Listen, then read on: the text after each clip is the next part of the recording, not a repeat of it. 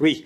Donc simplement, donc, il y a d'abord une question sur les appels à projets. Vous savez, la justice vient d'annuler la vente d'un terrain de la ville à des particuliers rue Moirand parce que le tribunal avait jugé que le prix était manifestement inférieur à la valeur réelle du bien.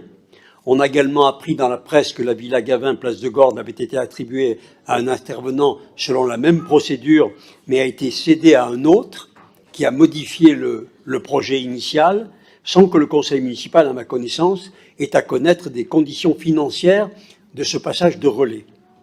On le sait, il y a le problème du restaurant Le 5, le choix du successeur de Pierre Pavie pose problème, et une procédure est en cours entre l'ancien concessionnaire et la ville pour un différentiel de 500 000 €, c'est quand même pas rien.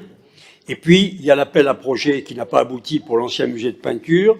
le projet de l'orangerie boulevard Jean-Pin qui a été en panne à peu près 5 ans. Donc, ce que je voudrais vous demander, c'est, compte tenu de ces dysfonctionnements graves, quand même, qui engendrent des pertes financières pour le contribuable, des locaux inoccupés pendant des années, ce sont des pertes de recettes et d'investissements, du fait que l'appel à projet, c'est l'opacité, puisque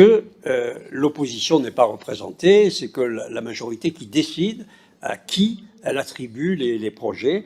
et, je veux dire, en interne. Alors, moi, est-ce qu'il est possible que vous reveniez à l'appel d'offres ouvert, dont l'avantage est quand même de s'effectuer en toute transparence, ou au moins, si vous restiez sur les appels à projets, retirez aux seuls élus de la majorité le choix des opérateurs dans les appels à projets, en confiant par exemple à la commission d'appel d'offres, où la minorité est représentée, le soin d'en juger. Donc première question,